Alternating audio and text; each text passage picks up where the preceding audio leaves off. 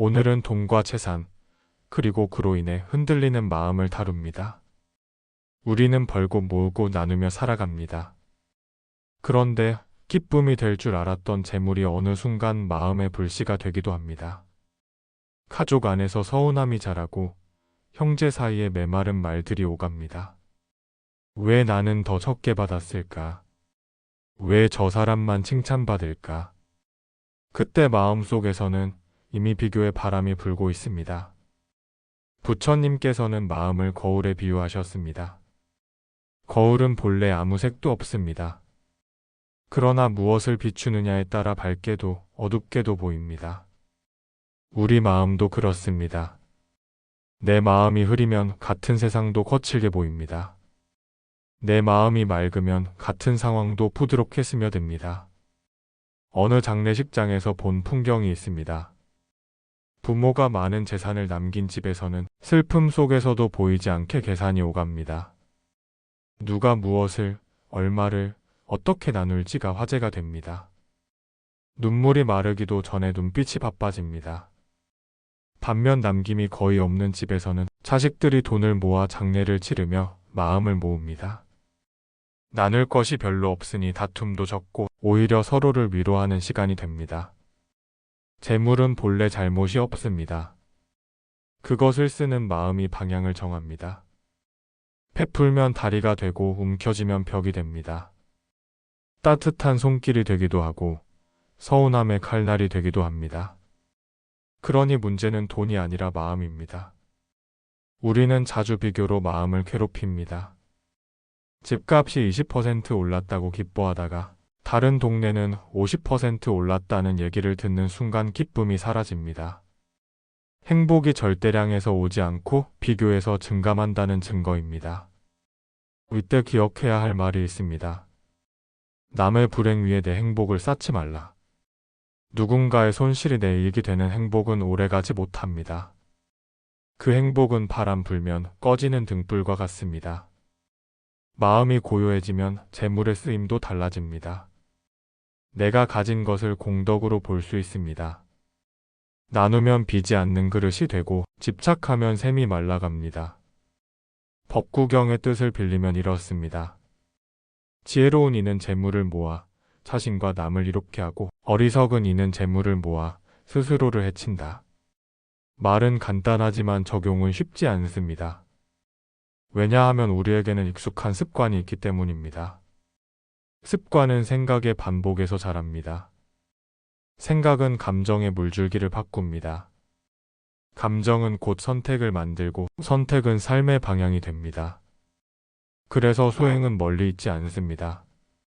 생각의 첫 신호를 알아차리는 데서 시작됩니다. 재산 이야기를 들으면 마음이 먼저 반응합니다. 나는 손해봤어? 나는 더 일했는데? 이 신호를 놓치지 마십시오. 숨이 거칠어지는지 어깨에 힘이 들어가는지 살펴보십시오. 그대로 한 호흡 깊게 들이마십니다. 그리고 길게 내쉽니다. 그 다음에 마음속에서 이렇게 말합니다. 아, 비교가 올라오는구나. 아, 서운함이 지나가고 있구나. 대상과 뭉치지 말고 감정의 이름을 붙이십시오. 이름을 붙이는 순간 감정은 나와 떨어집니다. 떨어진 감정은 흐를 수 있습니다. 가족 간 재산 분배는 더 복잡합니다. 사랑의 언어와 돈의 언어가 섞이기 때문입니다. 엄마는 누구를 더 사랑했나? 아버지는 누구를 더 믿었나? 이 질문은 숫자보다 깊은 상처를 건드립니다. 그럴수록 더 천천히 가야 합니다. 기준을 먼저 세우고 정해진 기준에 마음을 순응시키는 연습이 필요합니다. 기준은 공정해야 하고 절차는 투명해야 합니다. 감정은 존중되어야 합니다. 그리고 마지막에 남는 찌꺼기는 차비로 씻어야 합니다.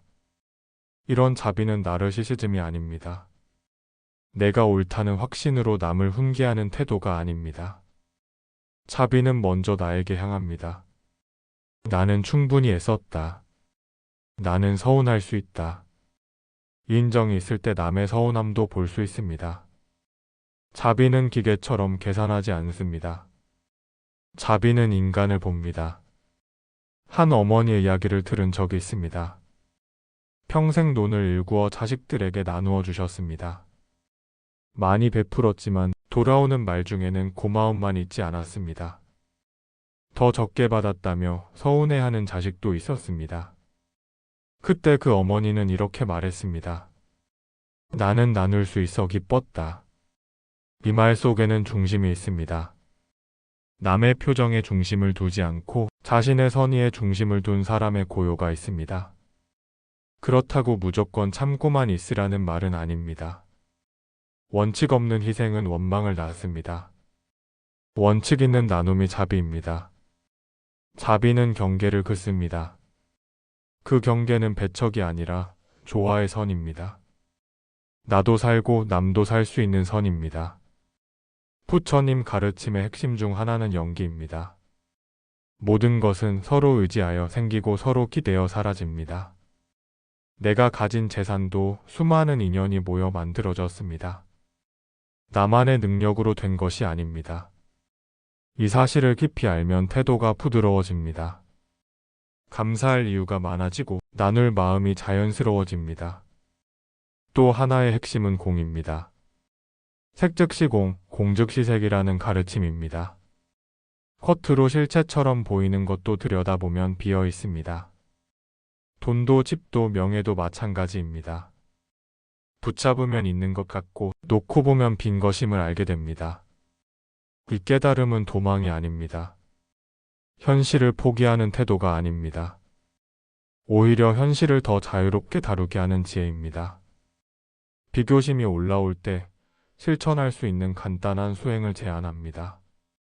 하루에 3번만이라도 멈추어 숨을 봅니다. 아침에 눈 뜨자마자 한 번, 점심 전이나 후에 한 번, 잠들기 전에 한 번, 각각 3번의 호흡을 세며 마음의 말을 건네십시오.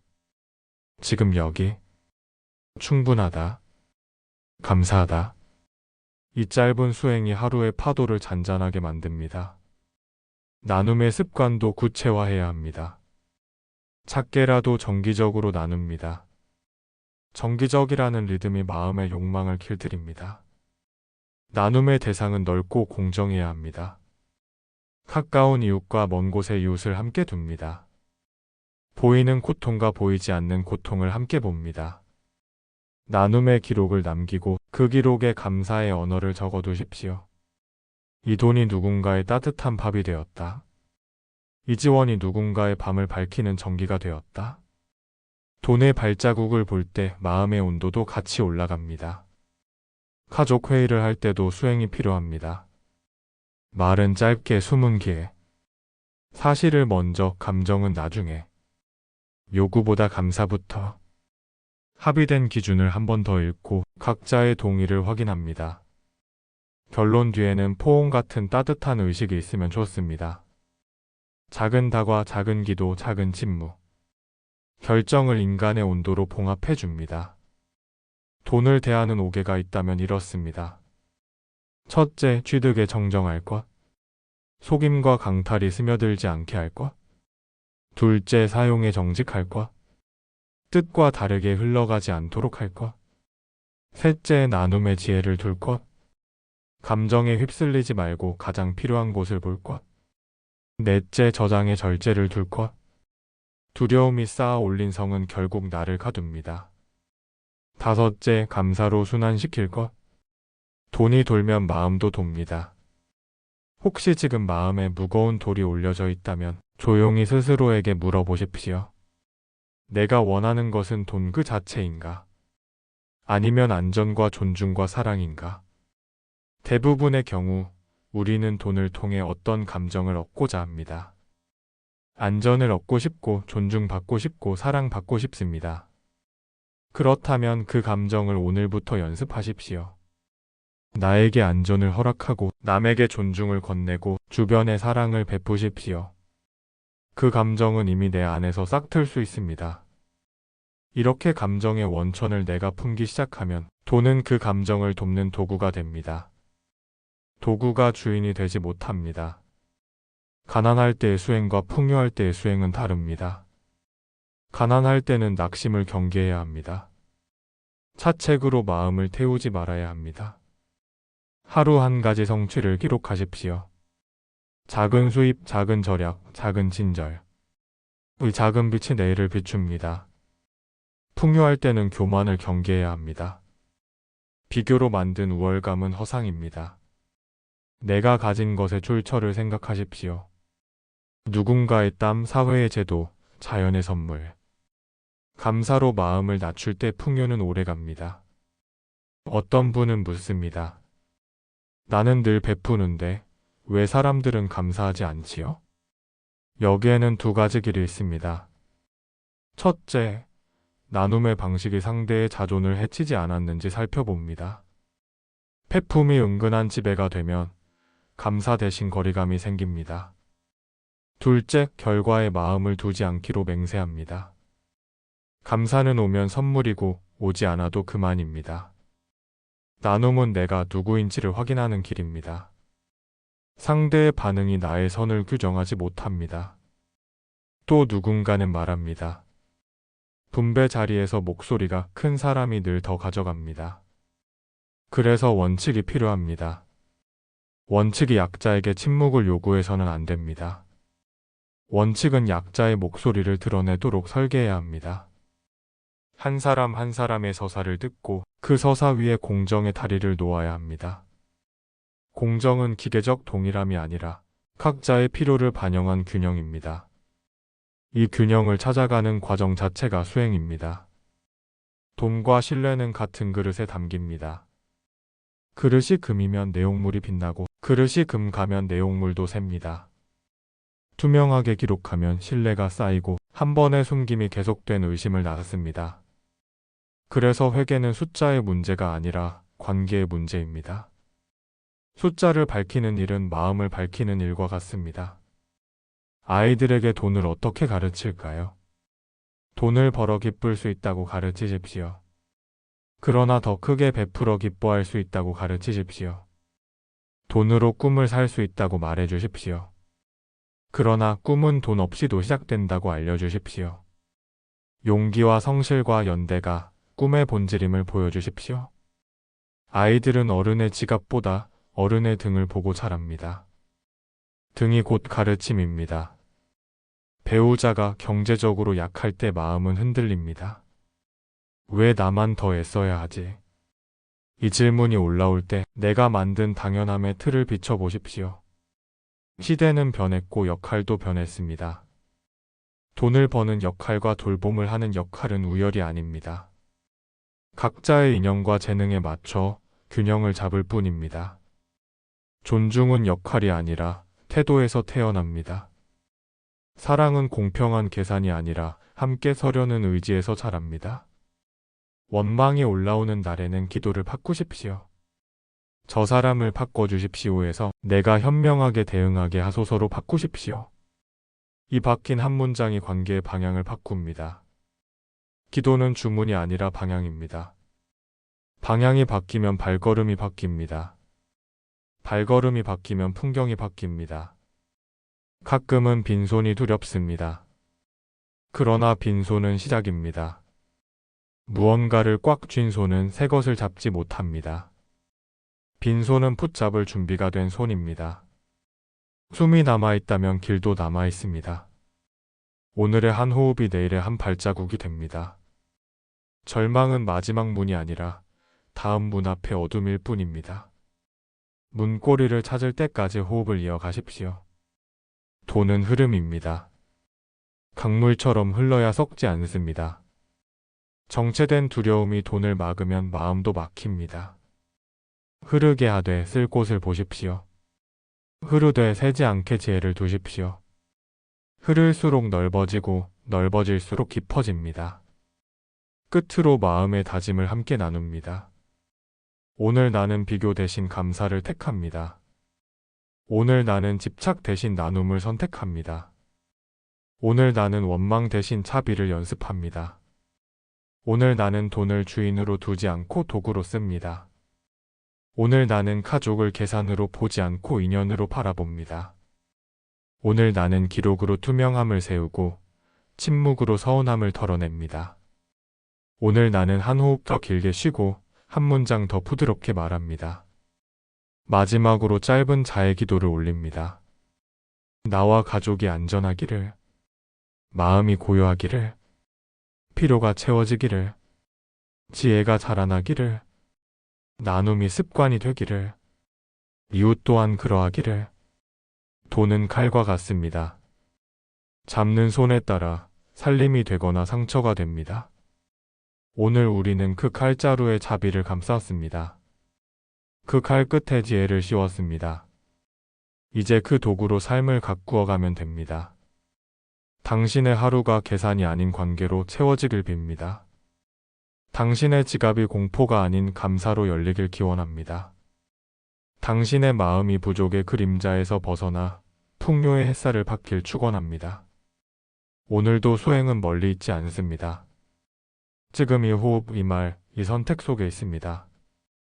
작은 실천이 쌓여 큰 복이 됩니다. 작은 자비가 모여 큰 강이 됩니다. 당신의 삶이 흐르고 또 흐르기를 바랍니다. 그 흐름 위에 부처님의 지혜가 함께하길 기도합니다. 우리가 살아가는 세상에서 돈은 빼놓을 수 없는 주제입니다. 돈이 있으면 안심이 되고 없으면 불안합니다. 돈으로 밥을 사고 집을 지을 수 있고 돈으로 아이들을 공부시키고 부모님을 돌볼 수 있습니다. 그래서 사람들은 평생 돈을 위해 애씁니다. 하지만 부처님은 돈이 우리의 주인이 되어서는 안 된다고 하셨습니다. 돈은 수레의 바퀴와 같습니다. 굴러야 길을 가지만 바퀴가 주인이 될 수는 없습니다. 바퀴가 굴러가야 나아가듯 돈은 흐를 때 제 역할을 합니다. 그러나 바퀴를 움켜쥐고 서 있으면 앞으로 나아가지 못하듯 돈을 움켜쥐고 놓지 못하면 삶도 막히고 마음도 막힙니다. 한 거사님이 있었습니다. 그는 평생 돈을 아껴 모아 자식들에게 좋은 것을 해주려고 했습니다. 그러나 자식들이 장성하여 재산을 나눌 때가 되자 그토록 사랑하던 자식들이 서로를 의심하고 원망하기 시작했습니다. 형이 더 받았다. 동생이 적게 받았다. 그 거사님은 속이 상했습니다. 내가 너희에게 주려고 애쓴 돈인데 왜 너희는 이 돈 때문에 서로 등을 돌리느냐. 부처님께서 이야기를 들으셨다면 이렇게 말씀하셨을 것입니다. 그대여, 돈은 본래 좋지도 나쁘지도 않다. 그것을 어떻게 쓰느냐에 따라 다르다. 돈을 두고 다투면 독이 되고 돈을 나누어 함께 살면 공덕이 된다. 그래서 돈을 나눌 때는 기준이 필요합니다. 공정한 원칙 위에 나눌 때 서운함이 줄어듭니다. 그러나 아무리 원칙을 세워도 마음이 공하지 않으면 불만은 피할 수 없습니다. 이럴 때 필요한 것이 바로 수행입니다. 내 마음이 일으키는 비교심을 알아차리는 수행, 내 마음에 올라오는 서운함을 바라보는 수행입니다. 법구경에 이런 말씀이 있습니다. 남의 잘됨을 시기하지 말라. 남의 재물을 탐내지 말라. 마음이 고요하면 그대는 이미 부자이다. 이 구절은 우리의 마음의 방향을 바꿔줍니다. 돈이 많아야 부자가 아니라 마음이 고요할 때 진정한 부자가 된다는 말씀입니다. 또 이런 이야기가 전해집니다. 어느 부자는 평생 재산을 모아 창고에 가득 쌓아두었습니다. 그러나 그는 늘 불안했습니다. 도둑이 들지 않을까? 화재가 나지 않을까? 자식들이 싸우지 않을까? 마음이 편할 날이 없었습니다. 반면 작은 집에 사는 한 여인은 가진 것이 많지 않았습니다. 그러나 매일 조금씩 음식을 이웃과 나누었습니다. 그녀는 언제나 웃었고 사람들은 그녀 곁에 있기를 좋아했습니다. 부처님께서는 말씀하셨습니다. 많이 가진 자가 부자가 아니라 나눌 줄 아는 자가 부자다. 오늘날 우리에게도 이 말씀은 똑같이 울립니다. 은행 통장 속 숫자가 많아도 불안하다면 그것은 진정한 부가 아닙니다. 조금 가진 것을 기쁘게 나눌 수 있다면 그 순간 우리는 이미 풍요로운 사람입니다. 또 한 가지 기억해야 할 점이 있습니다. 돈은 관계 속에서 의미를 가집니다. 혼자만 잘 살려고 돈을 모으면 벽이 생깁니다. 그러나 가족과 함께 이웃과 함께 쓰면 다리가 생깁니다. 벽은 우리를 가두지만 다리는 우리를 연결합니다. 돈이 벽이 될지 다리가 될지는 오직 내 마음에 달려 있습니다. 가족 안에서도 마찬가지입니다. 부모가 재산을 나누어 줄 때 그 액수보다 중요한 것은 마음입니다. 부모님이 나를 사랑하셨구나. 이 마음을 느낄 수 있다면 액수는 중요하지 않습니다. 그러나 사랑을 보지 못하면 어떤 액수도 원망으로 보입니다. 그래서 자식에게 재산을 나누어 줄 때 함께 마음도 나누어 주어야 합니다. 내가 평생에 쓴 것은 너희를 위한 마음이었다. 이 말을 함께 전할 때 돈은 원망이 아니라 감사의 씨앗이 됩니다. 돈과 부를 바라보는 올바른 태도는 이렇게 정리할 수 있습니다. 첫째, 돈을 주인으로 두지 말고 도구로 삼을 것. 둘째, 돈을 움켜쥐지 말고 흐르게 할 것. 셋째, 돈을 비교의 잣대로 쓰지 말고 감사의 기회로 삼을 것. 넷째, 돈을 집착의 불씨로 두지 말고 나눔의 연료로 삼을 것. 다섯째, 돈을 내 것이라 단정하지 말고 인연의 결과로 볼 것. 이 5가지를 기억하면 돈은 괴로움의 씨앗이 아니라 깨달음의 길잡이가 됩니다. 마지막으로 기도를 함께 올립니다. 부처님, 제가 돈을 쓸 때 지혜로 쓰게 하소서. 제가 돈을 모을 때 탐욕이 아니라 자비로 모으게 하소서. 제가 돈을 나눌 때 원망이 아니라 감사로 나누게 하소서. 저와 제 가족이 돈에 매이지 않고 돈을 바르게 다루는 삶을 살게 하소서. 이 기도를 매일 올리다 보면 돈이 더는 무겁지 않습니다. 돈이 다툼의 씨앗이 아니라 공덕의 씨앗으로 바뀝니다. 돈은 결국 공입니다. 그것은 단지 종이와 숫자일 뿐입니다. 그러나 우리가 어떻게 마음을 쓰느냐에 따라 돈은 괴로움이 되기도 하고 복이 되기도 합니다. 모든 것은 마음에 달려 있습니다. 오늘 이 말씀을 들으시는 모든 분들께 축원합니다. 당신의 마음이 고요해지길, 당신의 재물이 자비의 다리가 되길, 당신의 삶이 원망이 아니라 감사로 채워지길. 나무아미타불, 관세음보살.